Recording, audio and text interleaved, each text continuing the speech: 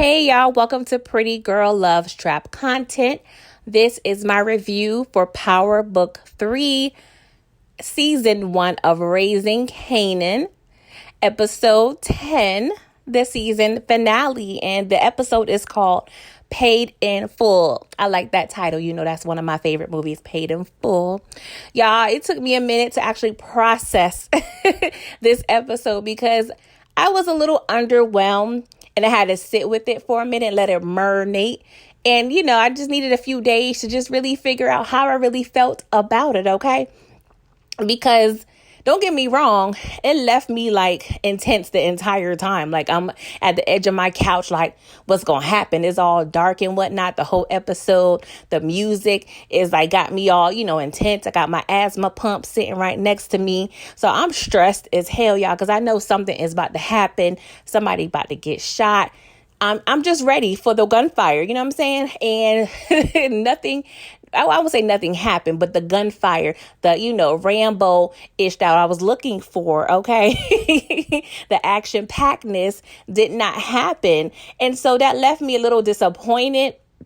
But I had to really reflect and, think to myself, was it a bad episode or was my expectations just a little too high? Because we just came off of action-packed episode 9, episode 8. All the episodes were pretty much good and had some form of action. So, I was kind of like, episode 10 didn't really, have much going on, but it wasn't a bad episode. It just wasn't what I expected.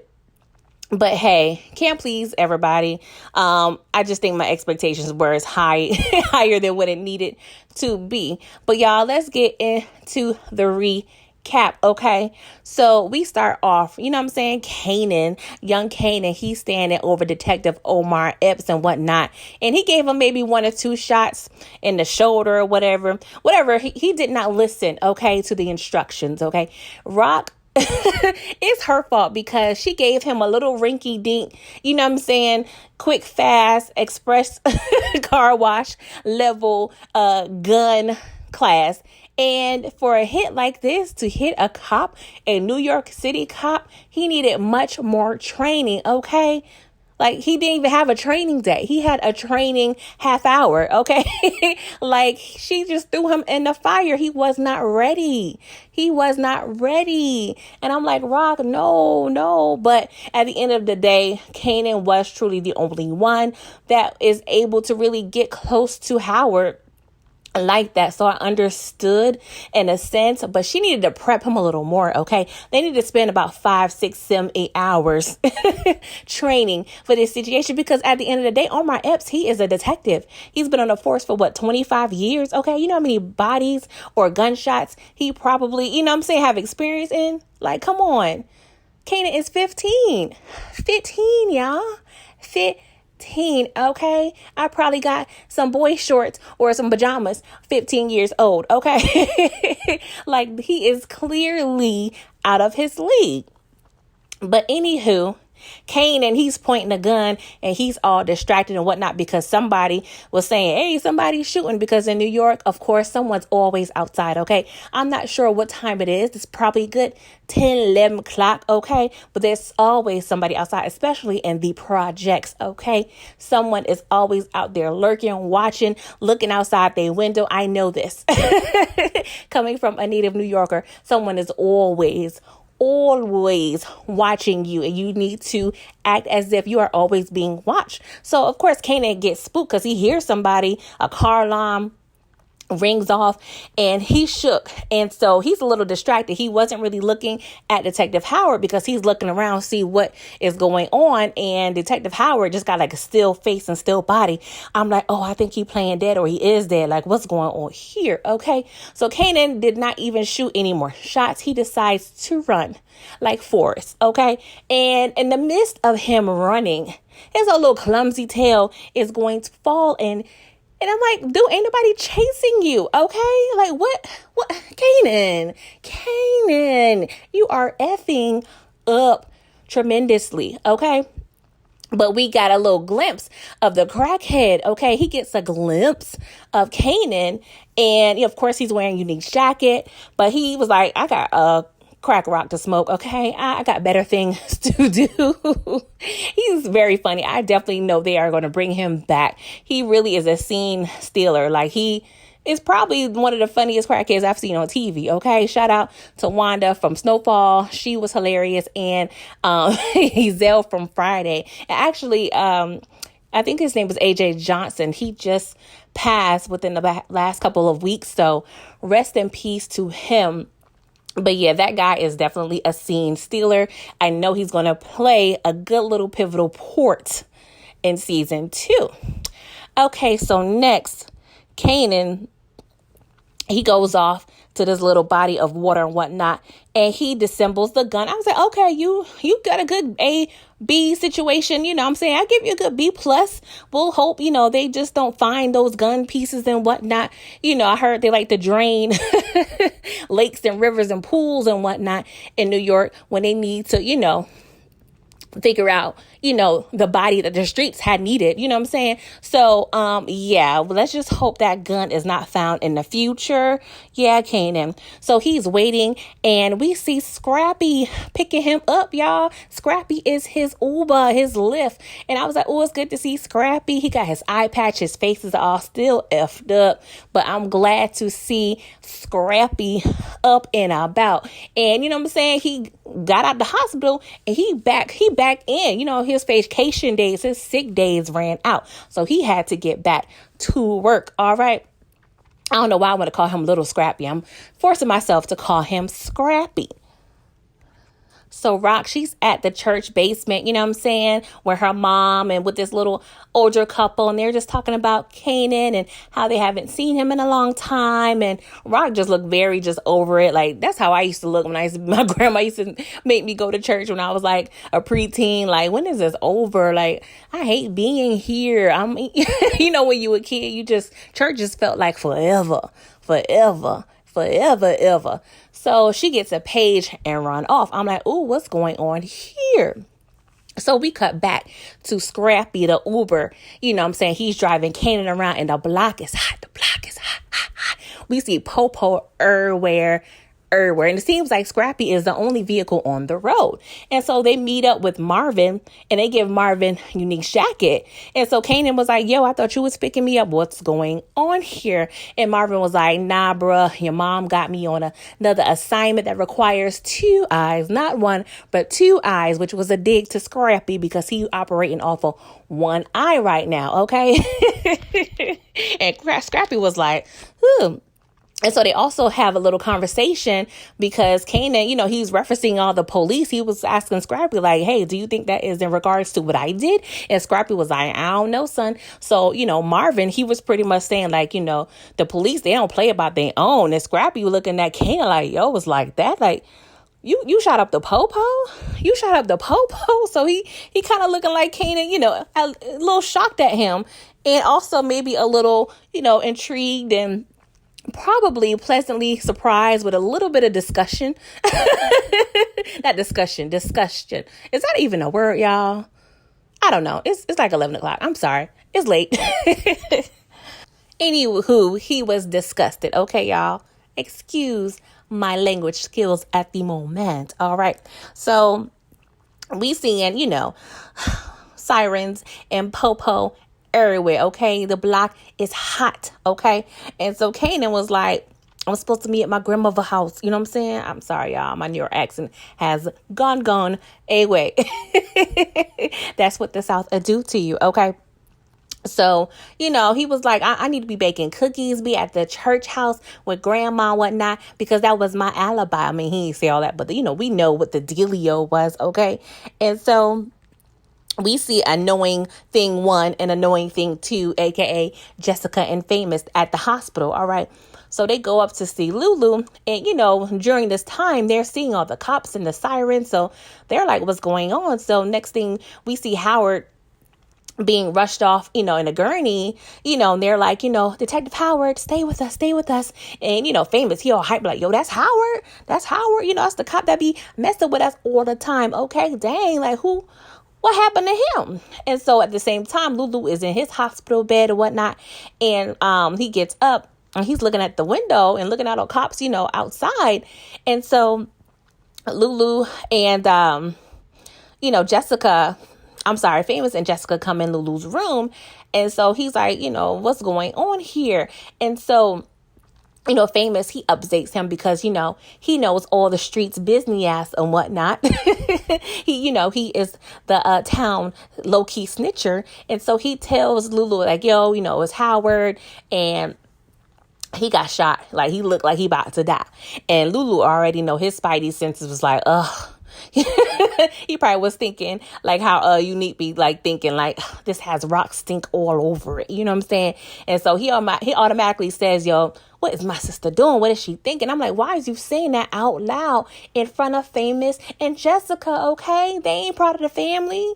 Why, Lulu? Why are you saying these things out loud? So he pulls out his little wires and whatnot, and he starts putting his clothes on, and Jessica was like, whoa, pump your brakes, you're supposed to be in here like another 5 more days, your lungs is effed up, Lulu. He was like, I need to see about my sister, let's go get my stuff.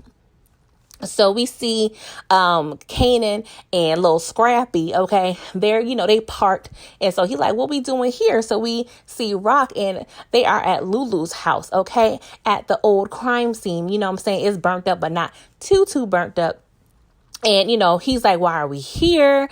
And she was like, well, nobody is peeping, okay, for a old crime scene, because he cannot go to grandmother's house because the block is hot. Okay.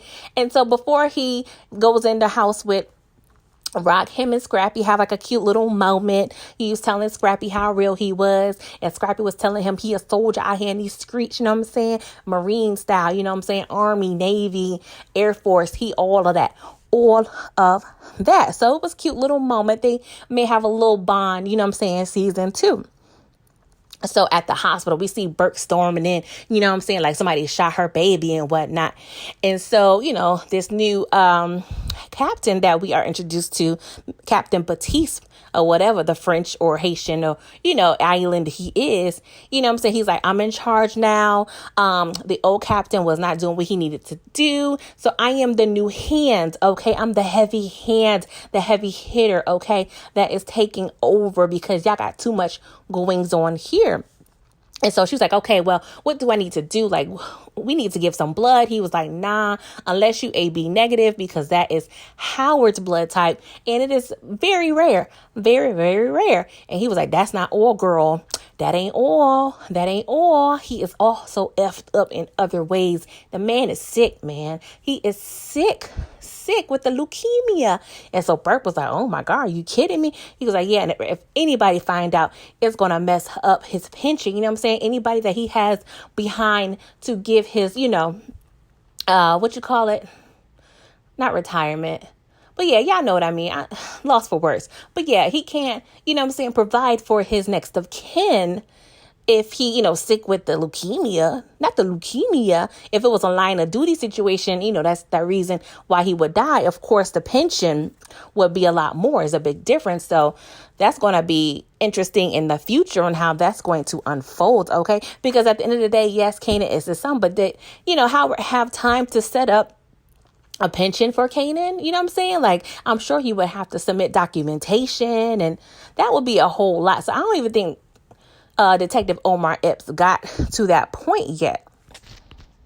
So we see the funniest crackhead alive.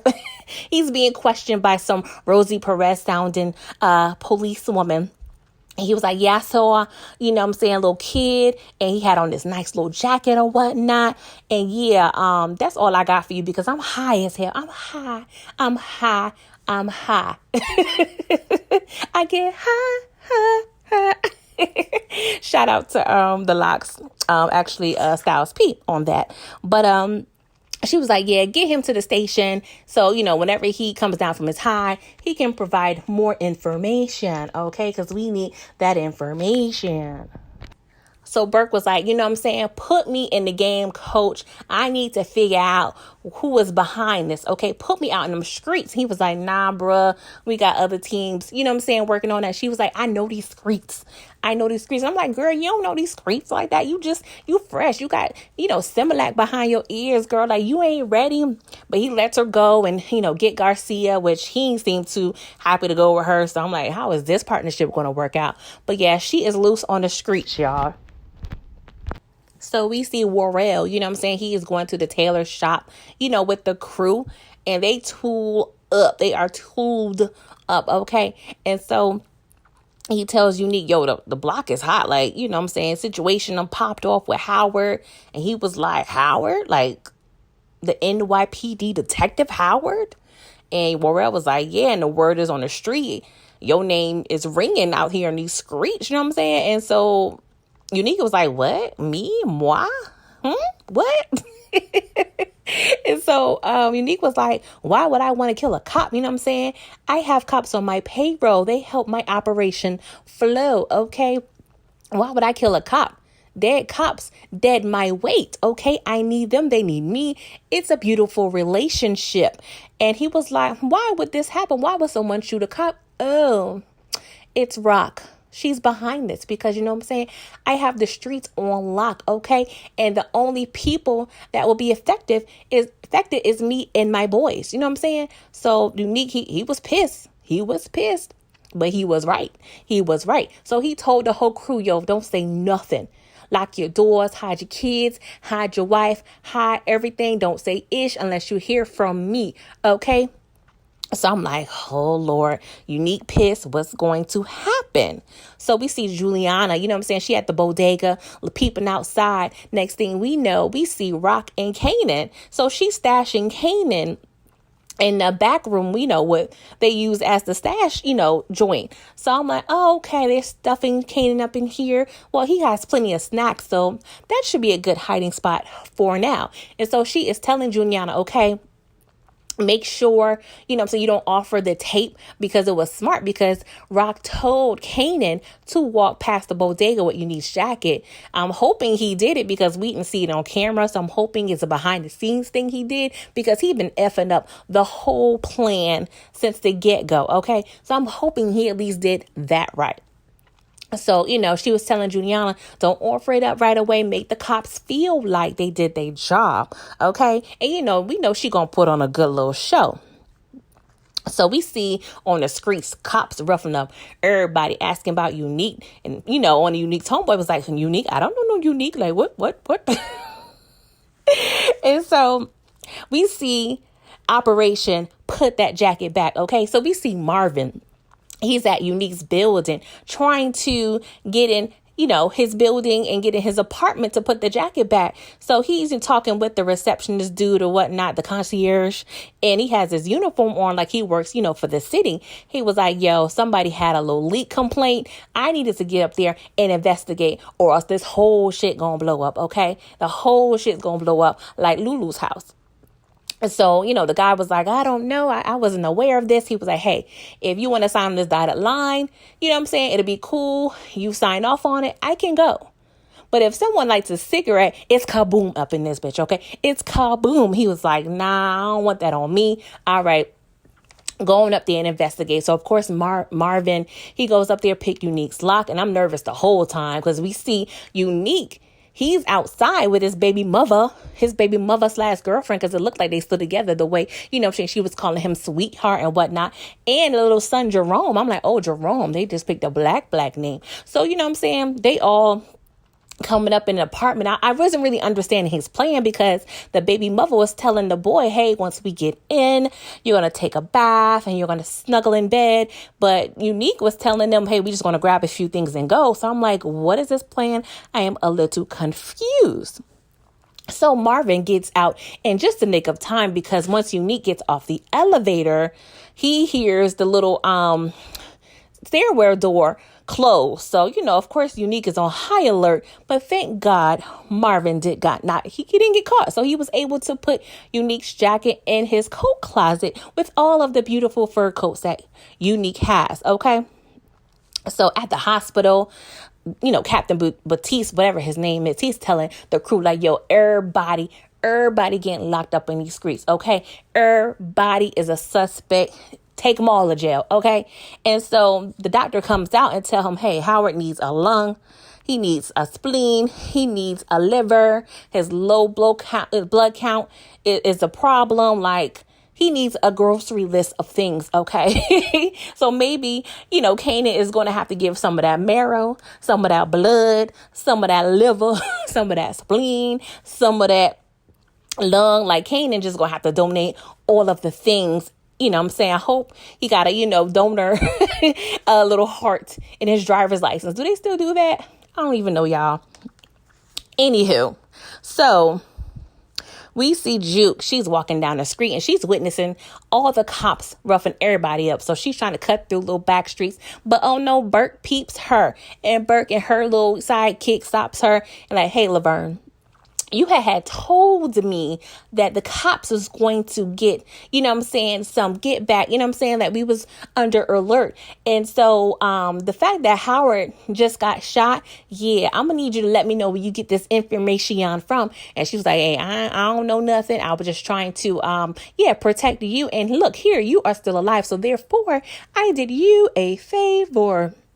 So Burke ain't trying to hear it. Garcia, her a little sidekick, he all in her book bag and whatnot. He was like, hey, she got clothes, money, and she pulled out the little card a little white girl left her. And so he was like, what do you have all this for? She was like, I can dress wherever I want. Okay, I am part of the LBGTQ RST. I'm sorry, y'all. I forgot the letters for a second. But yeah, I can dress however I want. Okay. And so he was asking Burke, hey, should I open this letter? And, he was like, no. But Burke kind of switched up because she was like, I am not your friend. I am not your friend. OK, I need answers. I'm like, oh, Burke, we were just, out chilling. OK, we done went for ice cream, icy or whatever. We had a little bonding moment and now we not friends. OK, but I understand Burke. Her, partner got shot, or her ex-partner. So I get, her switch up. But yeah, that's not going to be good for her in the future.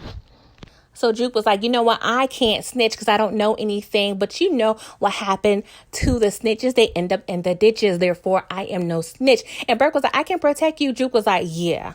You guys have a good record of protecting us. OK, so yeah, Juke, she a real one. She is the realest one on the show. Honestly, I mean, shout out to her.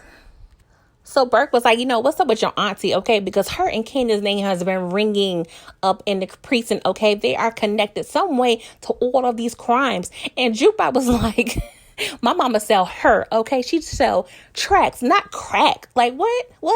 She is sending bundles. Okay, not little capsules. Like, no, she don't do that. I'm like, oh, is this Rock's cover on the street for real? Like, I'm a little intrigued. I'm like, okay, go ahead, Rock. This is cute. It reminds me of Keisha and the original Power. Like, yeah, the girls love they her. They love they her. So we see Lulu, Famous, and Jessica in the car. They're on their way to see Rock. And we see a car pull up next to them, blasting "Streets Need a Body." I was like, oh, okay. But I honestly felt, how many of y'all thought Famous was going to get killed right here? I did. I'm raising my hand. I did. I'm like, oh, this is going to be good. Famous about to die. But nah, he ain't die, y'all. He ain't die. So, of course, he all excited. He got his song, playing. They was really rocking with it. And, Jessica was all hyped and happy and was like, Lou, look. So, of course, Lulu, he's kind of conflicted because, yes, it's exciting, but he's on the way to curse out his sister because she's on some effed up ish. So he can't really celebrate the situation. OK, but I'm like, why are you really including Jessica and Famous in all of this family business? I mean, he really doesn't have anyone else, honestly. But yeah, you are in the car with Famous, okay? I'm sure his next track is going to be about Howard and the streaks in the body, and his name was Howard, okay? I know Kanan is like getting all his inspiration and whatnot up and through this, okay? We about to hear a track about all of this, about this whole night, y'all, about this whole night. Just wait, okay? So we see Rock, she, is at the projects, and they moved the product from the old stash house, which was the bodega, to the projects that she's been setting up, right? And so, the guy, one of her homeboys, not homeboys, but her bodyguard, he had some takeout and, they got the little boxes of their little dope. I'm like, okay, what's going on here? All right. So we see Jukebox. She visits Kanan at a bodega because Rock let her bring Kanan some clothes and some money because the original bag that she left him, he left it at Scrappy's house. Mistake number 18,000 that Kanan has made for the evening. Okay. So, she ends up telling Juliana, I'm going to stay with him. And Juke proceeds to give him the read of his life. Okay. She is giving him the real and pretty much breaking it down like, hey, you ain't no tough guy, okay? You soft as a toddler's bottom, okay? A baby's bottom. You're not hard. I know you. I know you better than anybody. You are not hard. And your mom got you up in some ish. And she was pretty much explaining to him like, yo, you a F up. You a dumbass boy. And we should just be a kid right now. We should be being kids. Like, we are in a grown folks world and we are just in a fucked up situation. And, she pretty much told Kanan what he needed to hear, what we wanted to hear, what we wanted to hear him hear. Okay. So we see Lulu. They pull up at the projects and he's asking, I guess the soldier where Rock was at. He said, she on, the 8th floor or whatnot. So Lulu tells Jessica and Famous to go. And Lulu, he's all wheezing and whatnot. Like it reminds me when I have a bad asthma attack, he just wheezing. I'm like, Lord, baby, just breathe. Like, you don't need to be out in these streets like that, Lulu. Like, you could have stayed in the hospital. That would have been your great little alibi. Like, come on, Lulu, come on. So we see Marvin, he's wheezing, in and out of lanes on the highway. It's raining out and he gets caught up in a roadblock. Okay. And I'm like, Lord, well, it's actually a point check because, the streets is hot. The streets is hot. OK. And so he tries to back out when it's too late. And I'm like, causing attention to yourself. So, of course, he's kind of getting snazzy, like little smart Alec, like to the cops. Of course, they don't like that. OK. So long story short, they, pull his information and he has apparently a warrant for his arrest. And I'm like, what? What's going on here, Marvin? What's going on?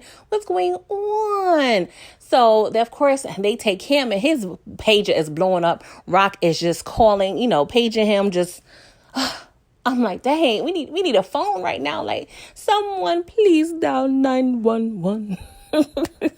But y'all, low key, I was triggered. Like I was on some really like Black Lives Matter-ish for a while. Like I felt chills. Like it's sad because to this day we have things as such happening. Okay.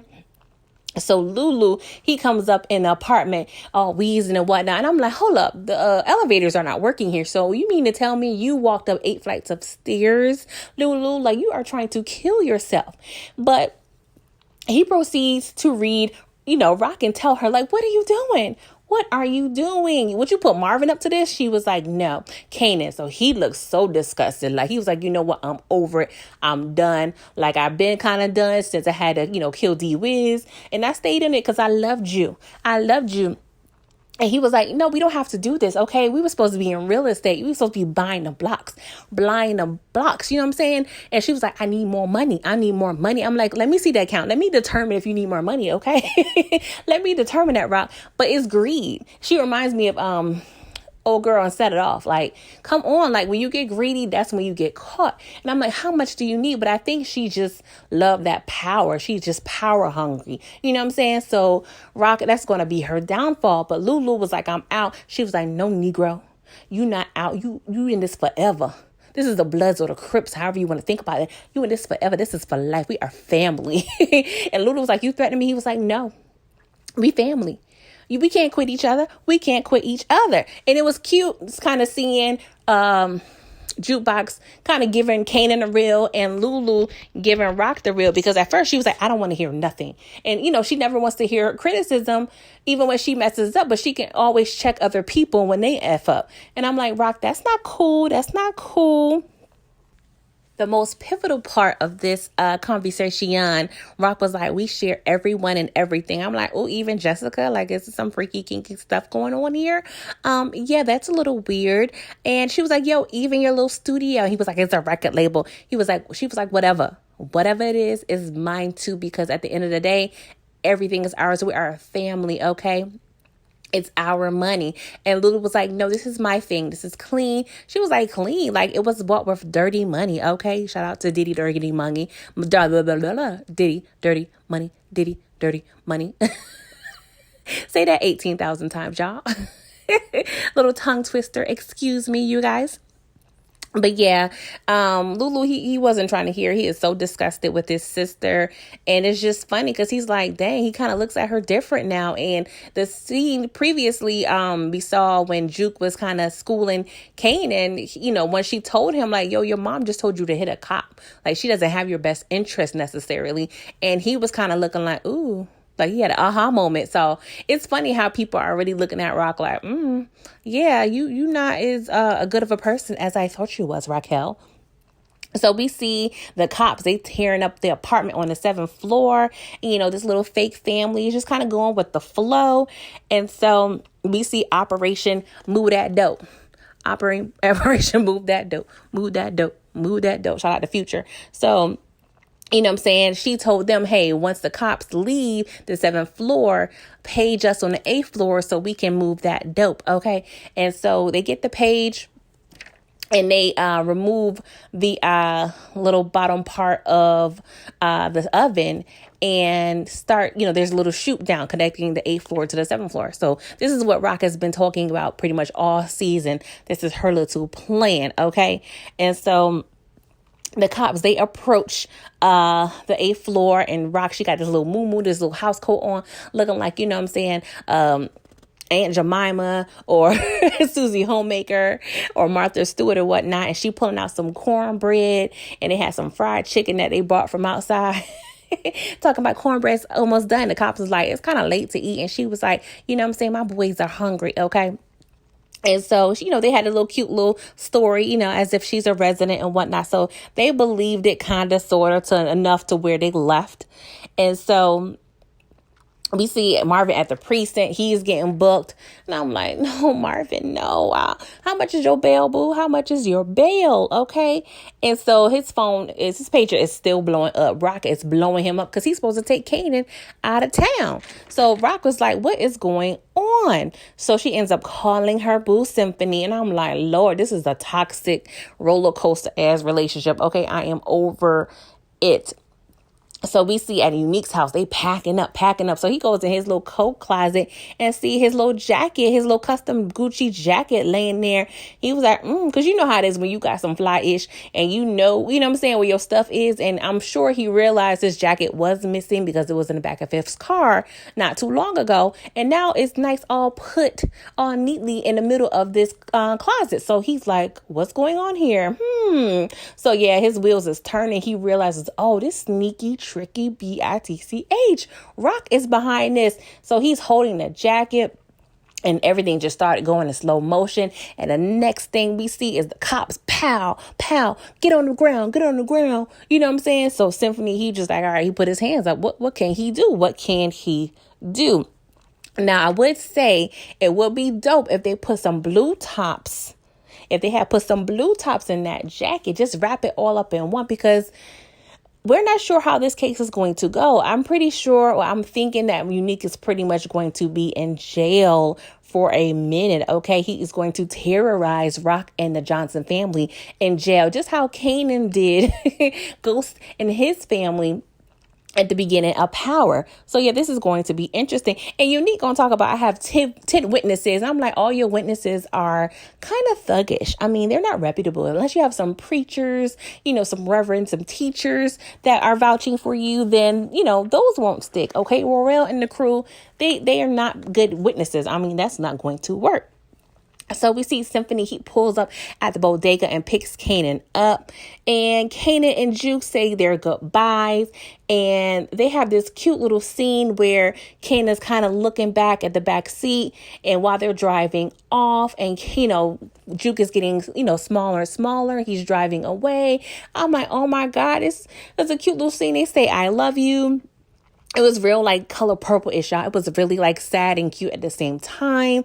And it was very symbolic. I felt like, it just meant a few different things. I just felt like it was them kind of separating and kind of leaving each other and their childhood behind. Because I feel like when they link up again, it's possibly going to be when they're older and they kind of have changed, because pretty much this night has changed them forever in a sense. So it was very symbolic. I like the producers when they had did that. So at the precinct, we see Marvin, I feel like he was being placed at Burke's desk, but she wasn't there. And of course, it's crowded because they locking up everybody on the streets. Okay. And so coincidentally, when he gets put in the chair or walking to the chair, Tony comes out of another area. He was like, this is y'all see I.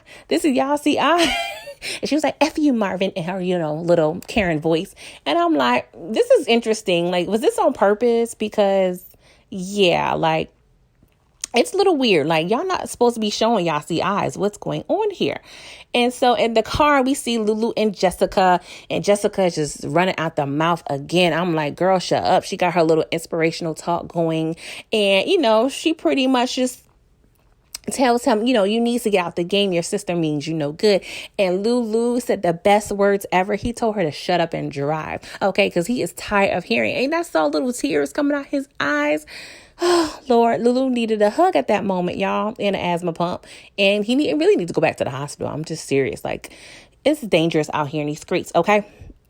So we see Kanan and Symphony, they're on the highway, and we see a sign, welcome to Maryland. I'm like, oh, okay, he's in the DMV area, okay. So yeah, I wonder who's down there. Of course, we're going to figure that out next season. But Symphony kind of looks at Kanan because Kanan is asleep, okay. He's sleeping like a baby because he had a long day, okay, of killing or trying to kill people.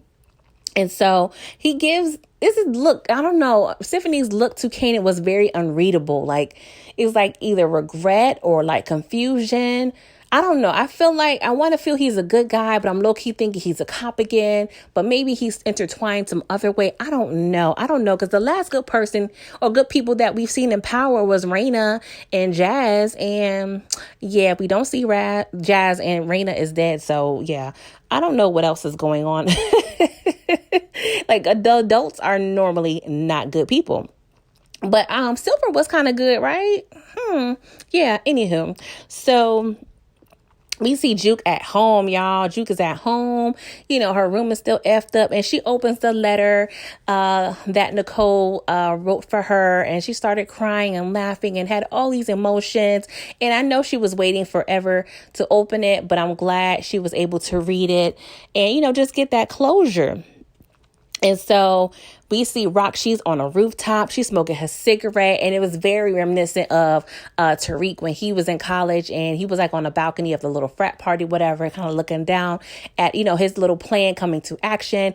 Ghost did the same thing for Club Truth. He will always look down like, I'm saying, this is my world. I control all the chess pieces.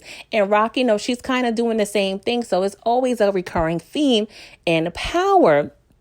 Okay, so we see Howard, he wakes up now, and old girl Burke, she's rushing like, what's going on? Who shot you? Who shot you? Who shot you?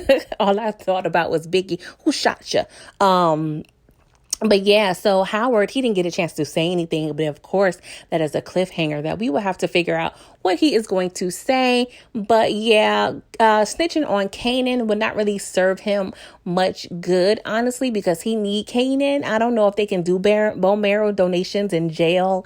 So yeah, he will probably not say anything, or he would just say he don't know and let the evidence speak for himself. Or he may ask them, hey, I need to jog my memory. What kind of evidence do you guys have? And figure out, Unique is probably going to take the fall and kind of go with that. Who knows? But it's good to see, Detective Omar Epps will be around for a little while longer. So at the end of the episode, Rock, she's done with her cigarette and Kanan is narrating and pretty much saying the only thing you can trust is that you can't trust no one, not even your own mother. Okay. And I'm like, dang, that's deep, y'all. That is real deep. Y'all, like when I watched this episode for a second time, I did appreciate it a lot more. So yeah, it wasn't a bad episode at all. It's just, I don't know. I just wanted guns blazing. I wanted somebody to die, whether it be Lulu or not Lulu. Sorry. Oh, Lord Jesus, take that back. I meant to say Jessica or Famous, because I will not mind if they go. We haven't seen Crown, actually. So I know he's going to come up next season. But yeah, this was an awesome season. It's probably my favorite Power, honestly, just being from New York and just appreciating the timepiece that this show represents. I mean, I was born in the 80s. I grew up in the 80s and the 90s. So just everything was very nostalgic. It's always good to see shows based on New York because, it's a special place in my heart. I mean, the solid acting, like everyone did their thing. The casting, like, I don't want to say the show is perfect because nothing is perfect, but it's damn near close. I would probably give this season in the show probably a 9.5. Like, it was very good, even though I didn't necessarily love the season finale. It did have me on the edge of my seat. I probably would appreciate it more if it was like episode 7 or 8, or maybe even 9, if they could have switched 9 and 10 in terms of the intensity. That may have been better for me, but honestly, it was a solid episode thinking about it. And I'm glad I sat on it for a couple of days to kind of just think about it and let it process, y'all. Let it process. But yeah, I cannot wait to next season. Of course, we got to wait a whole nother year. But we do have Power Book 2, I believe Power Book 4, and BMF just started. I will be reviewing that. This first episode is going to be late. I haven't even watched it yet, y'all. So I've been staying clear of anything on social media and the media regarding that show, so I can have a fresh pair of eyes and ears. But yeah, hopefully I will get that out soon. But thank you guys so much for listening. Please like this video, comment, subscribe to my channel, and you guys have a blessed one. Bye-bye.